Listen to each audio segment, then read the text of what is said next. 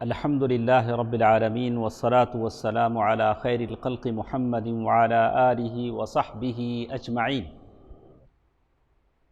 اللہ تعالی جتنے لوگ ہمارے ساتھ یہاں موجود ہیں اور جتنے ہمیں دیکھ اور سن رہے ہیں، اللہ تعالی تمام کو دنیا اور آخرت کی بھلائیاں عطا فرمائے، آمین۔ تو سامنے بھی جگہ خالی ہے تو سامنے آ جائیں انشاءاللہ، کوئی حرج نہیں ہے۔ الرحیق المختوم کا یہ درس ہے جو ہمارے ساتھ سیرت کا درس ہے، جو روزانہ کا جو ہم سنتے ہیں۔ تو کل کے درس میں ہم نے سنا کہ یہودیوں میں ایک آدمی تھا، اس کا نام کیا تھا؟ کعب بن اشرف، کعب بن الاشرف۔ آپ نہیں تھے کل، تو آج ہمارے ساتھ رہیں انشاءاللہ۔ تو کعب بن الاشرف یہ یہودیوں کا ایسا آدمی تھا جس کو اسلام سے اور مسلمانوں سے بڑی جلن اور عداوت تھی۔ ایسے بہت سارے ہوتے ہیں، مسلمانوں سے، اسلام سے ان کو خار ہوتا ہے، خامخواہ کی دشمنی ہوتی ہے۔ کبھی دیکھا نہیں ہوتا، کبھی اسلام کو پڑھا نہیں ہوتا، کبھی اسلام مسلمانوں کو آزمایا نہیں ہوتا ہے۔ میڈیا سے جو کچھ سنتے ہیں اس پر یقین کر لیتے ہیں کہ مسلمان ایسے ہوتے ہیں، اسلام ایسا ہوتا ہے۔ اور ساتھ ساتھ کعب بن اشرف نبی صلی اللہ علیہ وسلم کو تکلیف بھی دیا کرتا تھا، اذیت پہنچایا کرتا تھا، اور اللہ کے نبی صلی اللہ علیہ وسلم کے خلاف کھلم کھلا جنگ کا اعلان کرتا تھا۔ ایسا اگر کوئی آپ کا دشمن ہو تو آپ کیا کریں گے؟ یہ تو اسلام کا دشمن تھا، اور ساتھ ساتھ یہ بڑا مالدار بھی تھا، لوگوں کو پیسے، تجارت میں پیسے لگاتا تھا، سرمایہ دار تھا، اور پھر بڑا حسن و جمال کا مالک تھا، بڑا خوبصورت بھی تھا، بڑا خوبصورت آدمی تھا۔ اسے جنگ بدر میں مسلمانوں کی فتح کی خبر ملی تو بے ساختہ بول اٹھا، کیا واقعی ایسا ہوا؟ مسلمان جیت گئے؟ اسے یقین نہیں آ رہا تھا کہ مسلمان جیت جائیں گے۔ لیکن جب بتایا گیا کہ نہیں مسلمان جیتے ہیں تو اس نے کہا کہ اگر محمد نے صلی اللہ علیہ وسلم نے ان کو مار لیا ہے تو زمین کے اوپر، روئے زمین کا شکم اس کے پشت سے بہتر ہے، یعنی ایسی بات کہا کہ زمین کا جو اوپری حصہ ہے اندر کے حصے سے بہتر ہے، یعنی عجیب، اسے یقین نہیں تھا کہ ایسا ہوگا۔ تو اس کے بعد اس نے ایسا کیا کہ خود مکہ گیا، مکہ جا کر مکے کے لوگوں کو بھڑکایا، مکے کے لوگوں کو طرح طرح سے انتقام لینے پر ابھارا کہ آپ کے اتنے لوگ مارے گئے، 24 آدمی بدر کے کنویں میں ڈالے گئے، آپ لوگوں کو اس کا بدلہ لینا چاہیے، انتقام لینا چاہیے۔ تو اس پر قرآن مجید کی آیت بھی نازل ہوئی۔ اور جیسے کل کے درس میں ہم نے پڑھا کہ مکے والوں نے پوچھا کعب بن الاشرف سے کہ ہم لوگ بہتر ہیں یا مسلمان بہتر ہیں؟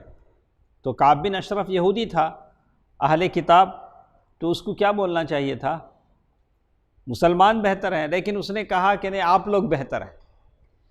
آدمی جب دشمنی پر آتا ہے تو سفید کالا نظر آتا ہے، کالا سفید نظر آتا ہے۔ ساتھ ساتھ کعب بن اشرف نے مدینہ پہنچ کر صحابہ کرام کی عورتوں کے بارے میں شعر گوئی کرنا شروع کی، فلاں کی بیوی ایسی ہے۔ یہ بڑا ہولناک جرم تھا، مردوں کے حساب سے ٹھیک تھا، مردوں کے حساب سے بول رہا تھا، اور اس سے بھی بڑا جرم اللہ کے نبی صلی اللہ علیہ وسلم کو اذیت دینا تھا۔ یہ تو قرآن نے اس کو حرام قرار دیا۔ تو اللہ کے نبی صلی اللہ علیہ وسلم کو تکلیف دینے والا، صحابہ کرام کو تکلیف دینے والا، اور صحابہ کرام کی عورتوں کے تعلق سے شعر گوئی کہنے والا، واہیات اشعار کہتا تھا، مجبور بالآخر اللہ کے نبی صلی اللہ علیہ وسلم نے فرمایا، آخر میں یہ سب ہونے کے بعد اللہ کے نبی صلی اللہ علیہ وسلم نے فرمایا کہ کون ہے جو کعب بن الاشرف سے نمٹے؟ اللہ کے نبی صلی اللہ علیہ وسلم کا اعلان ہو گیا۔ اب کعب بن اشرف کے لیے کیا ہو گیا؟ ٹائم ختم ہو گیا۔ اللہ کے نبی صلی اللہ علیہ وسلم نے کہہ دیا کہ کون ہے جو کعب بن الاشرف سے نمٹے؟ سبب کیا ہے؟ سبب یہ ہے کہ اس نے اللہ اور اس کے رسول کو تکلیف دی ہے، اللہ اور اس کے رسول کو اس نے تکلیف دی۔ تو کل کے درس میں یہاں تک ہم پڑھ چکے ہیں، تو یہاں تک ہم لوگ کل کے درس میں بڑے لوگوں کو اندازہ ہوتا ہے کہاں سے درس شروع ہوتا ہے، مجھے کب جانا ہے، میں کیسے وقت میں جاؤں گا، کہاں سے، وہ بڑے لوگ اپنے حساب سے کام کرتے ہیں۔ تو یہاں تک ہم پڑھ چکے ہیں۔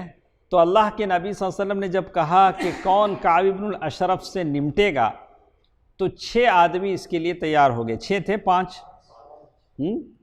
5 اس میں محمد بن مسلمہ رضی اللہ عنہ، عباد بن بشر، ابو نائلہ جن کا نام سلکان بن سلامہ تھا، جو کعب بن الاشرف کے دودھ پینے والے 7 دودھ پیے بھائی تھے، حارث بن اوس اور ابو عبس بن جبر، یہ 5 آدمی اس کام کے لیے تیار ہوئے کہ کعب بن الاشرف کو ٹھکانے لگانا ہے۔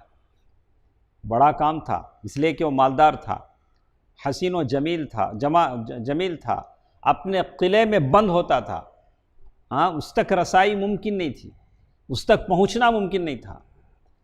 تو اس 5 آدمیوں کے جو امیر تھے وہ محمد بن مسلمہ تھے۔ تو جب بھی کوئی جماعت بنے گی اس کا کیا ہوگا؟ امیر رہے گا۔ تو امیر کا وجود اطاعت سے ہے، اس کی بات مانی جائے تبھی تو وہ امیر ہے۔ ہمارے پاس کیا ہوتا ہے؟ خزانچی ہوتا ہے، خزانہ نہیں ہوتا ہے۔ ہمارے پاس ایسے ہوتا ہے، خزانچی کا عہدہ تو ہوتا ہے لیکن خزانہ خالی ہوتا ہے۔ امیر ہوتے ہیں، اطاعت نہیں ہوتی۔ تو یہ چیز اسلام یہ نہیں کہتا ہے لا امارت الا بالطاعہ، امارت کا تصور ہی کس سے ہے؟ اطاعت اور فرمانبرداری۔ لا اسلام الا بالجماعہ ولا جماعت الا بالامارہ ولا امارت الا بالطاعہ، اطاعت اور فرمان۔ تو ان 5 آدمیوں کے جو امیر بنے ہیں وہ محمد بن مسلمہ ہیں۔ اللہ کے نبی صلی اللہ علیہ وسلم نے جب یہ بات کہی تو محمد بن مسلمہ رضی اللہ تعالیٰ عنہ نے اللہ کے نبی صلی اللہ علیہ وسلم سے کہا، اللہ کے نبی صلی اللہ علیہ وسلم آپ کیا چاہتے ہیں؟ آپ نے کہا کہ کون نمٹے گا کعب بن الاشرف سے، تو اس سے آپ کا کیا مطلب ہے؟ کس حد تک ہم کو کس حد تک جانا ہے؟ کیا میں اس کو قتل کر دوں؟ محمد بن مسلمہ رضی اللہ تعالیٰ عنہ نے پوچھا۔ آپ صلی اللہ علیہ وسلم نے فرمایا ہاں۔ کیا کہا؟ ہاں، حالات ویسے تھے۔ تو محمد بن مسلمہ رضی اللہ تعالیٰ عنہ نے فرمایا کہ آپ مجھے کچھ کہنے کی اجازت دیں، جب ہم جائیں گے اس کے پاس تو آپ کے تعلق سے، اسلام کے تعلق سے ہم کچھ باتیں وہاں کہیں گے، تو کیا آپ ہم کو اس کی اجازت دے سکتے ہیں؟ تو اللہ کے نبی صلی اللہ علیہ وسلم فرمایا کہ ٹھیک ہے، اس کو اس کے پاس اپنا اعتماد اور بھروسہ پیدا کرنے کے لیے تم لوگ کچھ کہہ سکتے ہو۔ تو محمد بن مسلمہ رضی اللہ تعالی عنہ کعب بن اشرف کے پاس گئے اور بولے یہ آدمی سے مراد کون ہے؟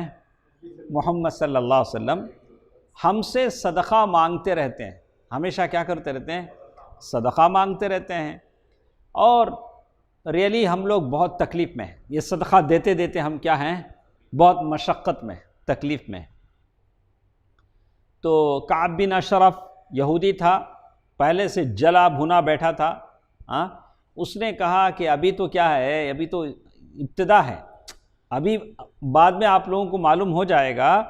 اس نے کہا واللہ ابھی تم لوگ اکتا جاؤ گے، آئندہ حالات ایسے آئیں گے کہ تم لوگ کیا ہو جاؤ گے؟ اکتا جاؤ گے۔ تو اب محمد بن مسلمہ رضی اللہ تعالی عنہ نے کہا کہ کیا کریں، اب ہم لوگ مسلمان ہو چکے ہیں، ہم لوگ جب مسلمان ہو چکے ہیں، اس کے ماننے والے بن چکے ہیں، پیروکار بن چکے ہیں، تو مناسب نہیں معلوم ہوتا کہ ہم اس کا ساتھ چھوڑیں۔ کیا بولے؟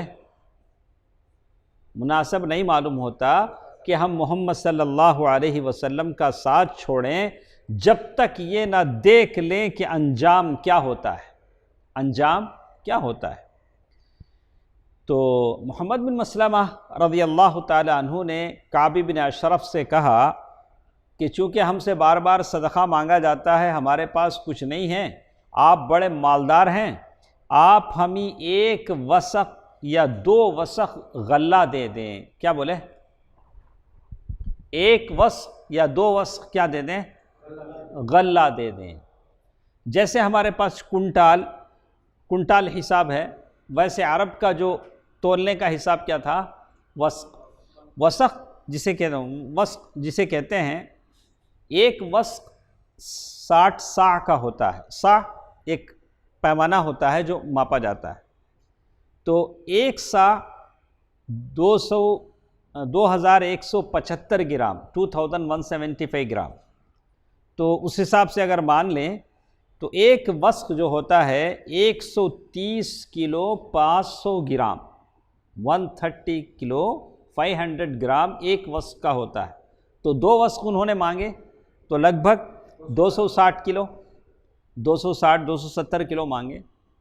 کس سے مانگ رہے ہیں؟ کعب بن اشرف سے، یہ مسلمانوں کی جو ٹیم ہے مانگ رہے۔ اب کعب کیا تھا؟ وہ تو ان لوگوں کا ٹائپ تھا، اس کا کیا، وہ بورڈ لگاتے نہیں، کچھ لے کے دیتے نا،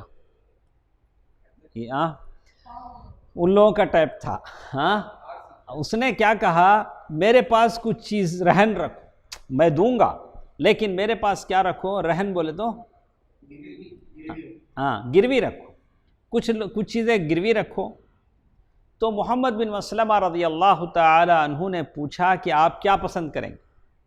آپ کیا پسند کریں گے کہ ہم آپ کے پاس گروی رکھیں؟ تو وہ تو یہودی تھا، بے حیا، فحش پرست، فحش کا پرستار۔ اس نے کہا کہ تم اپنی عورتوں کو میرے پاس گروی رکھو۔ کتنے؟ 260 کلو کے لیے کیا مانگ رہا ہے؟ گھر کی عورتوں کو گروی مانگ رہا ہے۔ تو محمد بن مسلمہ رضی اللہ تعالی عنہ، اللہ تعالیٰ نے ان کو روشنی عطا کی تھی، فراست عطا کی تھی، جھٹ سے انہوں نے جواب دیا، بھلا ہم اپنی عورتوں کو آپ کے پاس کیسے رہن رکھیں؟ آپ عرب کے لوگوں میں سب سے زیادہ خوبصورت انسان ہیں، کہیں آپ کو دیکھ کے ہماری عورتیں فتنے میں نہ پڑ جائیں، تو اس لیے ہم اپنی عورتوں کو آپ کے پاس کیا نہیں کر سکتے ہیں۔ تو اس طرح سے انہوں نے اس کی تعریف بھی کر دی، اپنی عزت بھی بچا لی۔ تو بہت بڑی چیز تھی اللہ تعالیٰ۔ تو انہوں نے کہا کہ بھلا ہم اپنی عورتوں کو آپ کے پاس کیسے رہن رکھ دیں جبکہ آپ عرب کے سب سے خوبصورت انسان ہیں۔ خوش ہو گیا؟ خوش ہو گیا؟ کون نہیں خوش ہوگا؟ بولیں گے آپ خوبصورت ہیں تو خوش نہیں ہوگا؟ کالے سے کالا آدمی بھی کیا ہو جائے گا؟ آپ اسمارٹ ہیں تو کیسے ہوگا؟ خوشی سے باچھیں کھل جائیں گی۔ کیا شعیب صاحب؟ سب خوش ہو جائیں گے۔ تو خوش ہو گیا۔ تو اچھا، پھر اس نے کہا کہ اچھا ایسے کرو، تم اپنے بیٹوں کو میرے پاس رہن رکھو۔ یہ ساری کاروائی کتنے اناج کے لیے ہو رہی ہے؟ 260 کلو، 260-70 کلو کے لیے اگر لگا لیں حساب، اپنے بیٹوں کو رکھ دو۔ تو محمد بن مسلمہ رضی اللہ تعالیٰ عنہ نے کہا کہ ہم اپنے بیٹوں کو کیسے رہن رکھ دیں؟ اگر ایسا ہو گیا تو انہیں گالی دی جائے گی کہ 1 وسق یا 2 وسق کے بدلے تمہارے باپ نے تمہیں گروی رکھ دیا تھا۔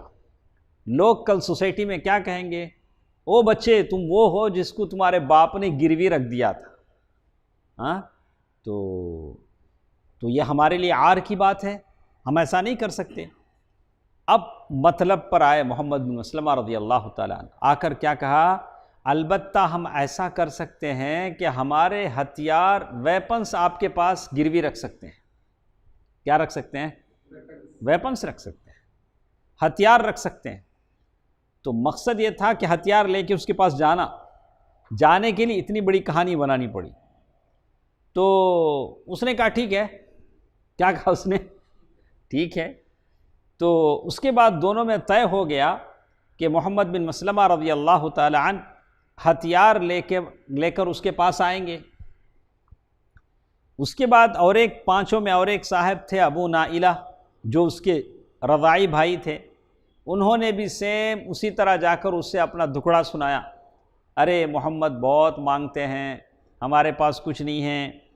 اور محمد ابو نائلہ اس کے پاس آئے، اور وہ چونکہ شاعر تھا کچھ ادھر ادھر کی باتیں کرتے رہے، شعر و شاعری سناتے رہے، پھر بولے بھائی اشرف میں ایک مطلب سے تمہارے پاس آیا ہوں۔ آج بنا مطلب کے کون کس سے ملتا ہے، لیکن وہ مطلب یہ تھا کہ اسلام کا غلبہ ہو، اسلام کا دشمن ختم ہو۔ انہوں نے کہا کہ بھائی اشرف میں تمہارے پاس ایک مطلب سے آیا ہوں، ایک ضرورت سے آیا ہوں، میں اسے بولنا چاہتا ہوں، ذرا راز میں رکھنا، میں جس مقصد سے آیا ہوں اسے ذرا کیا کرنا، راز میں رکھنا۔ کعب بن الاشرف نے کہا کہ ٹھیک ہے میں ایسے ہی کروں گا۔ ابو نائلہ نے اب پھر اپنی بات شروع کی، یہ جو محمد ہیں صلی اللہ علیہ وسلم یہ مدینہ آئے ہیں تو ہمارے لیے آزمائش بن گئی، سارا عرب ہمارا دشمن ہو گیا ہے، ہماری راہیں بند ہو گئی ہیں، ہمارے بچے بیوی برباد ہو رہے ہیں، جانوں پر بن آئی ہے، ہم اور ہمارے بال بچے مشقتوں سے چور چور ہیں۔ یعنی بتایا کہ حالت بہت تنگ ہے اور یہ صدقہ مانگ رہے ہیں۔ یہی بات کس نے کہی تھی؟ محمد بن مسلمہ نے۔ یہی بات ابو نائلہ نے بھی کہا۔ تو بات کرتے کرتے ابو نائلہ نے کہا کہ میرے اور بھی دوست ہیں، سب کی یہی پریشانی ہے، تو آپ ایسا کریں ان کے ہاتھ آپ کچھ اپنا مال بیچیں، اپنا پیسہ لگائیں اور ان پر احسان کریں۔ اس طرح دونوں کامیاب ہو گئے، ابو نائلہ بھی اور محمد بن مسلمہ بھی۔ تو طے یہ تھا کہ دونوں ہتھیار لے کر آئیں گے اور ساتھیوں کے ساتھ آئیں گے، اور آنے پر کعب بن اشرف چونکے گا نہیں، الرٹ نہیں ہوگا، اس لیے کہ پہلے سے بات طے ہے، اس کو پریشانی نہیں ہوگی۔ یہ ابتدائی مرحلہ مکمل کر لینے کے بعد 14 تاریخ ربیع الاول کا مہینہ تھا، اللہ کے نبی صلی اللہ علیہ وسلم کو مدینہ آئے 3 سال ہوئے تھے، 3 سن ہجری، چاندنی رات تھی۔ یہ پورے 5 آدمی اللہ کے نبی صلی اللہ علیہ وسلم کے پاس آئے، اللہ کے نبی صلی اللہ علیہ وسلم رخصت کر رہے ہیں 5 آدمی کو، اپنے گھر سے بقیع غرقد تک، بقیع تک آئے، بقیع قبرستان جہاں ہے وہاں تک آئے، آ کر سارے لوگوں سے کہا اللہ کا نام لے کر جاؤ۔ کیا بول رہے ہیں 5 لوگوں کو؟ اللہ کا نام لے کر جاؤ۔ اس کا قلعہ بقیع سے ادھر آپ سیدھے جائیں گے تو قباء طرف، قباء سے بھی آگے، چاندنی رات میں لوگ جا رہے ہیں اور اللہ کہہ رہے ہیں اللہ تمہاری مدد فرمائے۔ اللہ کے نبی صلی اللہ علیہ وسلم نے 5 آدمی کو رخصت کیا، کہاں بھیجے ہیں؟ کعب بن اشرف کے قلعے کے طرف، اور خود گھر میں آئے، گھر میں آ کر بیٹھے، اللہ تعالیٰ سے مناجات میں مشغول ہو گئے، یا اللہ ان 5 لوگوں کو کیا کر، کامیاب فرما۔ تو یہ 5 وہاں پہنچے قلعے میں، جا کر اسے آواز دی ابو نائلہ نے پکارا کعب، چونکہ اس کے بھائی ہوتے تھے۔ تو نوٹ کریں اس کو، دیکھیں آواز سن کر وہ اپنے بیڈ روم میں تھا، کون؟ کعب بن اشرف۔ رات کا وقت ہے، رات کے وقت میں اچھا برا کب دیر سے ہی صحیح کہاں پہنچ جاتا ہے؟ گھر میں پہنچ جاتا ہے۔ اگر حد سے زیادہ ہو تو کہیں ادھر ادھر سڑکوں پہ آدمی نظر آتا ہے، لیکن اکثر آدمی کیا ہو جاتے ہیں؟ اپنے گھر پہنچ جاتے ہیں۔ تو یہ اپنے گھر میں تھا، جب آنے کے لیے اٹھا تو اس کی بیوی جو نئی نویلی دلہن تھی وہ اپنے نوشا سے بولتی ہے، اس سے کعب بن اشرف سے، اپنے شوہر سے، اس وقت کہاں جا رہے ہیں؟ ابھی تو رات کا وقت ہے، آپ کہاں نکلے ہیں؟ تو ساتھ ساتھ کہہ رہی ہے میں ایسی آواز سن رہی ہوں جس سے گویا خون ٹپک رہا ہے۔ کون بول رہی ہے؟ کعب بن اشرف کی بیوی۔ تو اسے اندازہ تھا، تو چھٹی حص اس کی جاگ اٹھی، اس نے اندازہ لگا لیا کہ بھئی ایسا ہوتا ہے۔ اس کا یہ نہیں کہ اسے غیب کا علم تھا، اس نے اپنے اندازے کے مطابق رات کے کچھ حالات دیکھ کر اس نے کہا، تو اس نے کہا کہ آپ کہاں جا رہے ہیں؟ تو کعب بن اشرف نے کہا کہ وہ میرا بھائی ہے جو مجھے بلا رہا ہے، تو وہ آواز اس نے بھی سنی تھی۔ تو بیوی نے سن کر کہا کہ میں ایسی آواز سن رہی ہوں جس سے گویا خون ٹپک رہا ہے۔ کعب نے جواب دیا، اے یہ تو میرا بھائی محمد بن مسلمہ اور میرا دودھ کا ساتھی ابو نائلہ ہے، یہ میرے فرینڈ ہیں، ہاں میرے دوستہ ہیں، مخلص دوست ہیں ساروں کے کہا۔ تو اور ساتھ ساتھ یہ بھی کہا کہ جو آدمی شریف ہوتا ہے اگر وہ نیزے کی مار کی طرف بلایا جائے تو اس پکار پر بھی ہو جاتا ہے۔ بھلے رات کا وقت ہے، مجھے نام لے کر پکارا گیا ہے، مجھے کیا کرنا ہے؟ جانا ہے۔ اس کے بعد باہر آیا تو خوشبو میں بسا ہوا تھا۔ تو کیا ہوتا ہے؟ بالکل خوشبو آ رہی تھی، بہت بڑھیا تیل لگایا تھا سر میں، ہاں خوشبو میں بسا ہوا تھا۔ اور خوشبو کہاں سے آ رہی تھی؟ سر سے پھوٹ رہی تھی خوشبو۔ تو ابو نائلہ اپنے ساتھیوں سے پہلے ہی بولے، ابو نائلہ پہلے بول رکھے تھے کہ جب وہ آ جائے گا تو میں اس کے بال پکڑ کر سونگوں گا۔ پہلے میں کیا کروں گا؟ کہا تمہارے سر سے کتنی خوشبو آتی ہے، کیا میں ایک بار سونگ لوں؟ تو وہ کیا کرے گا؟ ارے سونگو نا، سر دے گا، ایک بار دو بار، اس کے بعد میں مضبوطی سے پکڑ لوں گا، آپ لوگ کیا کرنا؟ اپنا کام کرنا۔ تو جب تم دیکھنا کہ میں نے اس کا سر پکڑ کر اسے قابو میں کر لیا ہے تو اس پر پل پڑنا اور اسے مار ڈالنا۔ چنانچہ کعب آیا، کچھ دیر باتیں ہوتی رہیں، پھر ابو نائلہ نے کہا کہ ابن اشرف کیوں نہ ہم شعب عجوز تک چلیں۔ اس کے بنگلے کے باہر، اس کے فورٹ کے باہر وہ کھیتیاں تھیں، کھجور کی باغات تھے، رات کا وقت تھا، چاندنی رات تھی۔ تو یہ لوگ کیا بولے، اچھا ذرا وہاں تک ٹہلیں گے نا، اچھا ہے، ماحول اچھا ہے، چاندنی رات ہے۔ تو راستے میں ابو نائلہ بولے، کہا کہ آج تم نے جو پرفیوم لگایا ہے نا، یہ جو عطر ہے، ایسی عطر میں نے زندگی میں نہیں سونگا۔ تو یہ سن کر کعب کا سینہ فخر سے تن گیا۔ ابھی کیا ہو گیا اس کے اندر؟ ذرا سینہ چوڑا ہو گیا، کہنے لگا میرے پاس عرب کی سب سے زیادہ خوشبو والی عورت ہے۔ پہلے کس کی تعریف کیا؟ اپنے عورت کی تعریف کیا کہ میرے پاس جو بیوی ہے، نئی نویلی دلہن، وہ عرب کی سب سے زیادہ خوشبو والی عورت ہے۔ ابو نائلہ نے سنا، کبھی سامنے والے کی بات بھی کیا کرنا پڑتا ہے؟ سن لینا پڑتا ہے۔ ابو نائلہ نے سنا، پھر کہا کہ اجازت ہو تو ذرا آپ کا سر سونگ لوں۔ کیا بولے؟ اگر آپ اجازت دیں تو آپ کا سر کیا کروں؟ سونگ لوں۔ وہ بولا ہاں ہاں۔ ابو نائلہ نے اس کے سر میں اپنا ہاتھ ڈالا، پھر خود بھی سونگھا اور ساتھیوں کو بھی سونگھایا۔ بولا کہ بڑی اچھی تم بھی سنو، تم بھی سنو، 5۔ اچھا کچھ اور چلے۔ ابو نائلہ نے کہا کہ بھائی ایک بار اور، دل نہیں بھرا، ایک بار اور آپ کا سر ہم سونگ لیتے ہیں۔ کعب نے کہا ہاں ہاں بالکل ٹھیک ہے۔ ابو نائلہ نے پھر وہی حرکت کی، یہاں تک کہ وہ مطمئن ہو گیا، اسے اطمینان ہو گیا کہ ویسے ہی انہوں پوچھتے رہیں گے، مجھے کیا کرنا پڑے گا؟ دیتے رہنا پڑے گا۔ اس کے بعد کچھ اور چلے تو ابو نائلہ نے پھر کہا کہ بھائی ایک بار اور، تیسری بار۔ اس نے کہا ٹھیک ہے۔ اب کی بار ابو نائلہ نے اس کے سر میں ہاتھ ڈال کر ذرا اچھی طرح پکڑ لیا تو بولے لے لو اللہ کے اس دشمن کو۔ تیسرے بار کیا بولے؟ لے لو اللہ کے اس دشمن کو۔ اتنے میں کئی تلواریں پڑی لیکن کچھ کام نہ دے سکی۔ اتنی تلواریں مارنے کے بعد بھی کیا ہے؟ کام، فائدہ نہیں ہوا۔ یہ دیکھ کر محمد بن مسلمہ نے جھٹ اپنی کدال لی اور اس کو سینے پر رکھ کے کیا کرے؟ بیٹھ گئے اور ادھر سے ادھر ہو گئی کدال۔ اور کہتے ہیں کہ حملے کے دوران اللہ کا دشمن وہی ڈھیر ہو گیا، وہی مر گیا۔ حملے کے دوران اس نے اتنی زبردست چیخ لگائی تھی کہ گرد و بیش میں ہلچل مچ گئی۔ اتنی زور سے چیخا کہ آس پاس کے علاقے کا گرد و پیش میں کیا ہو گیا؟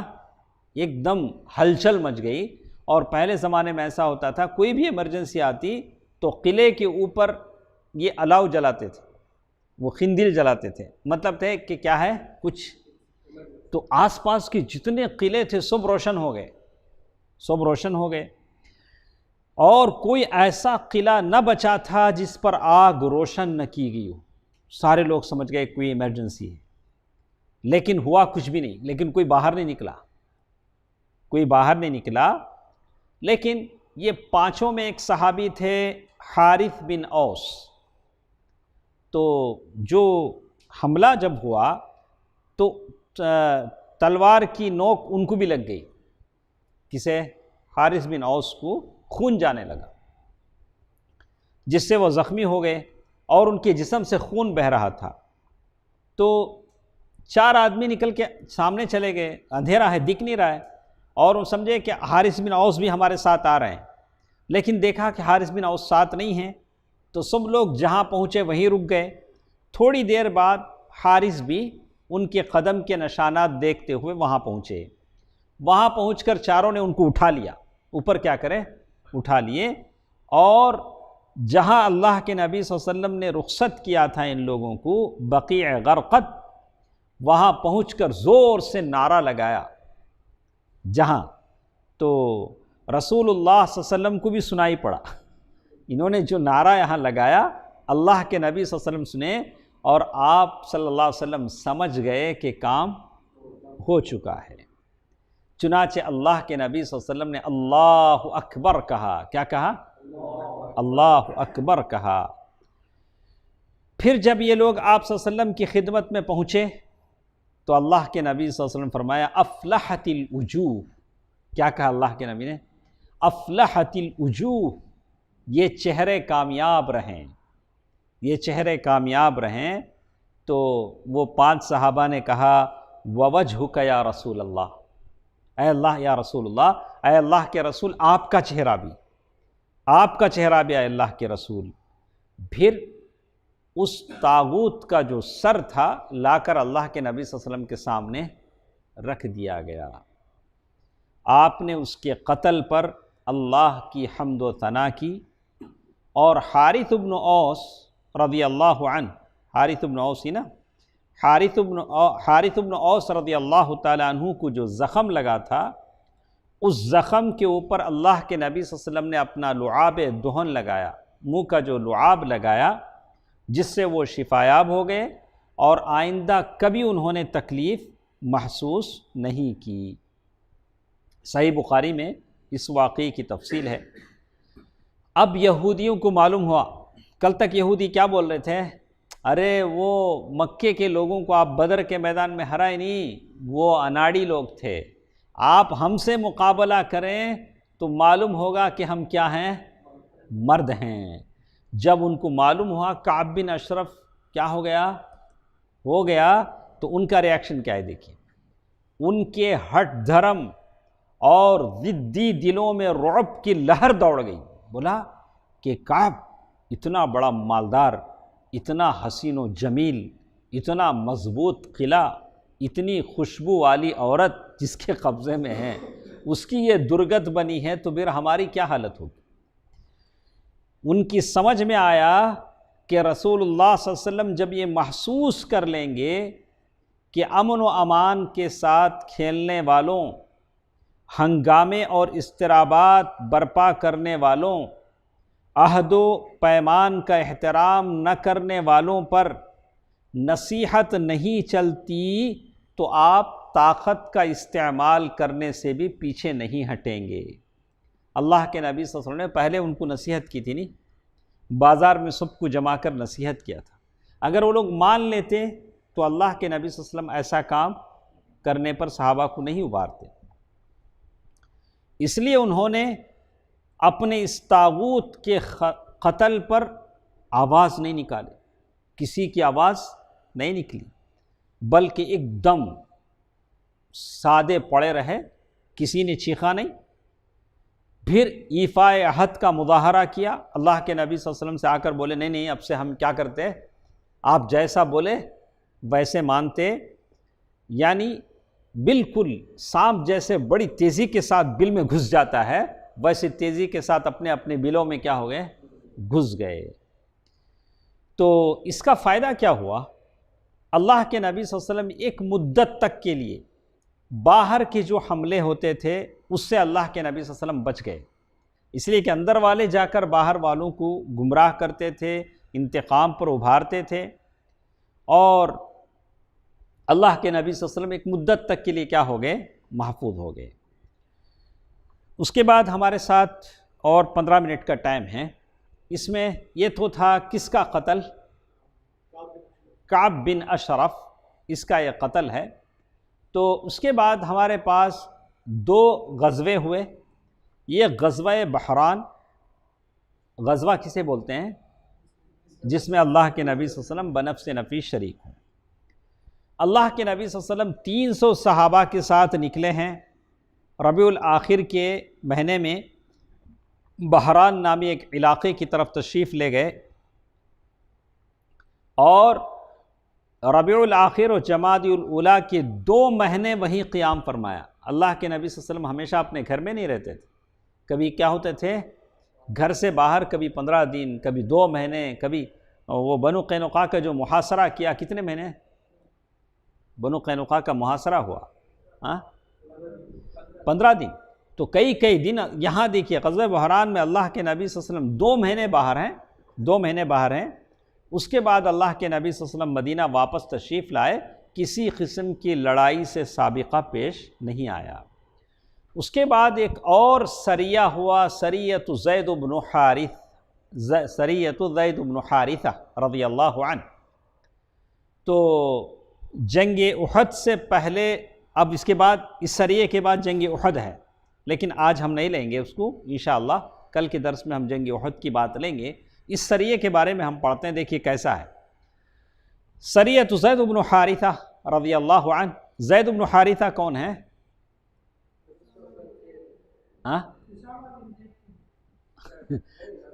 اللہ کے نبی صلی اللہ علیہ وسلم کے منہ بولے بیٹا تھے، یہاں تک کہ اللہ نے کہا کہ یہ تو ان کے بیٹے کون ہیں؟ اسامہ بن زید۔ ان کی بیوی کون ہے؟ اتنا تو آدھی کتاب ختم کر لی، اتنا تو فائدہ ہونا چاہیے۔ ام ایمن رضی اللہ تعالیٰ عنہ، ام ایمن رضی اللہ تعالیٰ عنہ، جنہوں نے اللہ کے نبی صلی اللہ علیہ وسلم کی بچپن میں کیا تھی؟ پرورش کی تھی۔ تو کہتے ہیں کہ واقعی کی تفصیل یہ ہے کہ قریش جنگ بدر کے بعد بڑے پریشان تھے، اس لیے کہ گرمی کا موسم جب آ جاتا تو 2 رحلت الشتاء والصیف، قریش تجارتی سفر کرتے تھے۔ تو ایسا ہوا کہ قریش کے لیے گرمی کا موسم آ گیا، اور گرمی کا موسم قریش کے لیے وہ ٹائم تھا جس میں وہ لوگ ملک شام کی طرف تجارتی قافلہ لے کر جاتے تھے۔ اب تجارتی قافلہ لے کر جانا بولے تو کون سے راستے سے جانا؟ مدینے کے راستے سے جانا، اور مدینے کے لوگ وہاں راستے میں کیا کرتے تھے؟ قافلے کو تعرض کرتے تھے، قافلہ گرفتار کر لیا جاتا تھا، اور ساحل کا جتنا راستہ تھا سارے اللہ کے نبی صلی اللہ علیہ وسلم نے وہاں چوکیاں لگا دی تھی، اور وہاں کے جو لوگ تھے ان کو بھی اللہ کے نبی صلی اللہ علیہ وسلم نے اپنا بنا لیا تھا، وہاں کے لوگوں سے عہد و پیمان لے لیا تھا۔ تو اس طرح سے قریش کا سارا راستہ خطرات سے نمٹا ہوا تھا۔ اچھا، اور صفوان بن امیہ، دیکھیے نام بار بار ہمارا آتا ہے، صفوان بن امیہ وہی ہے جس نے عمیر بن وہب کو اللہ کے نبی صلی اللہ علیہ وسلم کی قتل کے لیے تیار کیا تھا، جس کا بھائی اور بیٹا جنگ بدر میں مارے گئے تھے۔ تو صفوان بن امیہ نے کہا کہ نہیں، ہم کو ایک قافلہ تیار کرنا چاہیے تجارت کے لیے، اور اس قافلے کا امیر اسے بنایا گیا، کسے؟ صفوان بن امیہ کو۔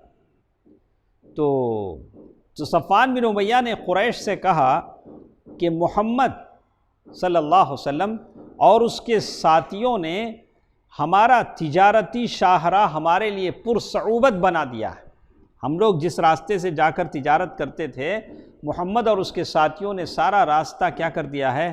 پرخطر بنا دیا ہے، اور وہاں جو دریا کے آس پاس رہنے والے ساحل کے لوگ ہیں ان کو بھی انہوں نے اپنا ہمنوا بنا لیا ہے، عام لوگ ان کے ساتھ ہو گئے ہیں۔ لیکن اگر ہم مکے والے تجارت کے لیے نہ نکلیں، جو مال ہے وہی کھاتے رہیں، تو کیا ہوگا؟ اصل مال بھی ہم کھا لیں گے اور باقی کچھ نہیں بچے گا، باقی کچھ نہیں بچے گا۔ اس لیے کہ مکے والوں کی زندگی کا سارا دار و مدار اس پر ہے کہ گرمی میں سیریا شام کی طرف تجارت کے لیے جاتے تھے، اور ٹھنڈ میں جاڑے میں حبشہ سے تجارت کرتے تھے۔ کس سے؟ اب حبشہ سے۔ تو یہ دو تجارتیں ان کے لیے ضروری تھیں۔ بولا کہ کچھ بھی ہو ہم کو تجارت کرنا ہے، لیکن تجارت کے لیے جانے کے لیے راستہ کیا ہے؟ اچھا نہیں، اب راستہ بدل کر ہی صحیح کیا کرنا پڑے گا؟ تو صفوان نے یہ رائے پیش کی کیا کرنا چاہیے۔ سارے قریش سر پکڑ کر سوچنے لگے کہ کیا کرنا چاہیے۔ تو اسود بن عبد المطلب نے صفوان سے کہا کہ ایسا کرتے ہیں، یہ ساحل کا راستہ، سیشور ساحل کا راستہ چھوڑ کر عراق کے راستے کا سفر کرو۔ عراق سے ایک راستہ جاتا ہے، وہ راستے کا سفر کرو۔ یہ راستہ بہت لمبا تھا، یہ راستہ کیا تھا؟ بہت لمبا تھا، نجد سے ہو کر شام جاتا ہے، تو راستہ کیسے ہے وہ بھی نہیں معلوم تھا۔ تو اس کے لیے ایک گائیڈ لیا گیا جو راستہ بتاتا ہے، وہ ہیں فرات بن حیان۔ ان کا نام کیا ہے؟ فرات بن حیان۔ ایک نیا راستہ تھا جو عراق سے ہو کر شام کی طرف جاتا تھا، اور راستہ بتانے کے لیے رہنما رکھ لے۔ تو اس انتظام کے بعد اب یہ جو قافلہ تھا صفوان بن امیہ کی قیادت میں تجارت کے لیے روانہ ہوا۔ کہاں جانا ہے؟ شام جانا ہے۔ کون سے راستے سے جانا ہے؟ عراق کے راستے سے جانا ہے۔ لیکن اس پورے منصوبے پلاننگ کی خبر اللہ کے نبی صلی اللہ علیہ وسلم کو ہو گئی کہ ایسا قریش کا قافلہ، تجارتی قافلہ راستہ بدل کر ادھر سے جا رہا ہے۔ کیسے ہوئی؟ اللہ کے نبی صلی اللہ علیہ وسلم مدینے میں بیٹھے ہیں، لیکن یہ خبر اللہ کے نبی صلی اللہ علیہ وسلم کو ہوئی۔ ہوا یہ کہ سلیط بن نعمان مسلمان ہو چکے تھے، مسلمان ہو گئے۔ نعیم بن مسعود کے ساتھ جو ابھی مسلمان نہیں ہوئے تھے، ایک مسلمان ہوئے، نعیم بن مسعود ابھی مسلمان نہیں ہوئے، دونوں ایک ساتھ بیٹھے ہوئے تھے۔ جو مسلمان نہیں ہوئے وہ شراب پی رہے تھے۔ ابھی وہ زمانہ تھا جو شراب کی حرام نہیں ہوئی تھی، شراب کیا نہیں ہوئی تھی؟ حرام نہیں ہوئی تھی۔ تو یہ مسلمان ہو چکے تو سلیط بن نعمان، لیکن وہ نعیم بن مسعود مسلمان نہیں ہوئے۔ شراب کے نشے میں کیا کیے؟ وہ پورا بول دی۔ آدمی شراب کے نشے میں کیا ہوتا ہے؟ جب آؤٹ آف کنٹرول ہوتا ہے، تو انہوں نے شراب کے نشے میں انہوں نے قافلے اور اس کے سفر کی پوری تفصیل بیان کر ڈالی۔ کون قافلے میں کتنے لوگ رہیں گے، کتنا مال رہے گا، صفوان بن امیہ قافلے کے امیر رہیں گے، کون سا راستہ جائے گا، کون اس کا دلیل یعنی راستہ بتانے والا فرات بن حیان ہوگا، ساری تفصیل بتا دی۔ اب سلیط بن نعمان نے یہ سن کے کیا کرے؟ اس مجلس سے اٹھ کے مدینے کی طرف دوڑ پڑے۔ کہاں بتانا ہے؟ کس کو بتانا ہے؟ اللہ کے نبی صلی اللہ علیہ وسلم کو بتانا ہے۔ اور بڑی تیزی کے ساتھ خدمت نبوی میں حاضر ہوئے اور ساری تفصیل بتا دی۔ اللہ کے نبی صلی اللہ علیہ وسلم نے فوراً حملے کی تیاری کی۔ ایسا نہیں ہو سکتا تھا۔ اللہ کے نبی صلی اللہ علیہ وسلم بولے نہیں جانے دو نا، بات دیکھیں۔ اللہ کے نبی صلی اللہ علیہ وسلم نے کیا کیا؟ فوراً حملے کی تیاری کی، اور 100 سواروں کو 100 سوار زید بن حارثہ رضی اللہ تعالی عنہ کی کمان میں دے کر روانہ کر دیا۔ زید بن حارثہ رضی اللہ تعالی عنہ بڑی تیزی کے ساتھ نکلے۔ اب یہ قافلہ جا رہا ہے آرام سے۔ قافلہ کیا ہے؟ مطمئن ہے۔ کیوں مطمئن ہے؟ ہم لوگ راستہ بدل لیے ہیں، مدینے کے لوگوں کو پتہ نہیں ہے۔ وہاں ایک پانی کا چشمہ تھا جسے کہتے ہیں خردہ۔ وہ پانی کا چشمے کا نام کیا ہے؟ خردہ۔ وہ مکے کا قافلہ وہاں پڑاؤ کر رہا تھا، ابھی آ کے آرام سے وہاں بیٹھ کے کچھ کھائے پیئیں گے، پانی پیئیں گے، کچھ کھائیں۔ لیکن یہ 100 سواروں کا کیا ہو گیا؟ ان کا حملہ ہو گیا، اور اچانک حملے سے وہ لوگ گھبرا گئے۔ تو پہلے جو رئیس ان کا جو امیر تھا کون، صفوان بن امیہ، وہ بھاگ گیا۔ وہ کیا ہو گیا، قافلے کو چھوڑ کر وہ بھاگ گیا۔ تو مسلمانوں نے قافلے کے جو گائیڈ تھے، جو راستہ بتانے والے، فرات بن حیان، ان کو گرفتار کر لیا، اور 2 آدمیوں کو گرفتار کر لیا، اور بڑے بڑے چاندی کے برتن ان کے پاس تھے، وہ قبضے میں لے لیے۔ تو جو ٹوٹل وہاں سے جو کیپچر کیا گیا وہ 1,00,000 درہم تھا۔ کتنا تھا؟ بہت بڑی قیمت تھی، یعنی ان کا رأس المال تھا، ان کی پونجی تھی، ان کا کیپٹل تھا۔ کس کا؟ مکے کے لوگوں کا اتنا مال تھا۔ وہ جو رسول اللہ صلی اللہ علیہ وسلم نے 5واں حصہ خمس نکال کر باقی سب مسلمانوں میں تقسیم کر دیا۔ اب بدر کے بعد ایک اور مار تھی جو کسے پڑی؟ مکے کے لوگوں کو پڑی۔ بدر میں جانے گئیں اور اب مال گیا، ان کی تکلیف بڑھ گئی، پریشانی بڑھ گئی۔ اب مکے کے لوگوں کے سامنے 2 ہی راستے تھے، اور کوئی تیسرا آپشن ان کے پاس نہیں تھا۔ 2 ہی راستے تھے، یا تو اپنا کبر و غرور چھوڑ کر مسلمانوں سے صلح صفائی کر لیں، بولیں کہ نہیں بھئی ہماری غلطی ہو گئی، ہم مسلمان ہو جاتے ہیں، ہم کیا ہوتے ہیں، سرنڈر ہو جاتے ہیں۔ ایک راستہ تھا۔ دوسرا راستہ یہ تھا کہ بھرپور جنگ کر کے جو عزت لٹ گئی ہے اس عزت کو واپس لیں۔ 2 ہی راستے تھے۔ تو اور مسلمانوں کی قوت کو اس طرح توڑ دیں کہ وہ دوبارہ سر نہ اٹھا سکیں۔ قریش مکہ نے دوسرا راستہ انتخاب کیا۔ کیا کیا؟ دوسرا راستہ کیا تھا ان کے پاس؟ جنگ۔ تو چنانچہ اس واقعے کے بعد قریش کا جوش انتقام بڑھ گیا، اور اس نے مسلمانوں سے ٹکر لینے اور ان کے گھروں میں گھس کر ان پر حملہ کرنے کے لیے بھرپور تیاری شروع کر دی، اور اسی تیاری کا نام ہے معرکہ احد، بیٹل آف احد۔ انشاءاللہ کل کے درس میں ہم اسے لیں گے۔ تو کیوں یہ چیز پیش آئی، اس کا بیک گراؤنڈ کیا تھا، اس کے نتائج کیا تھے، آپ نے سنا کیسے وہ قریش کیا ہو رہے تھے، تڑپ رہے تھے، تلملا رہے تھے۔ اسی جوش انتقام نے ان کو احد کے میدان تک لایا ہے۔ آگے کیا ہوتا ہے انشاءاللہ کل کے درس میں ہم سنیں گے۔ سبحانک اللہم ربنا و بحمدک، اشہد ان لا الہ الا انت استغفرک و اتوب الیک۔ والسلام علیکم ورحمۃ اللہ وبرکاتہ۔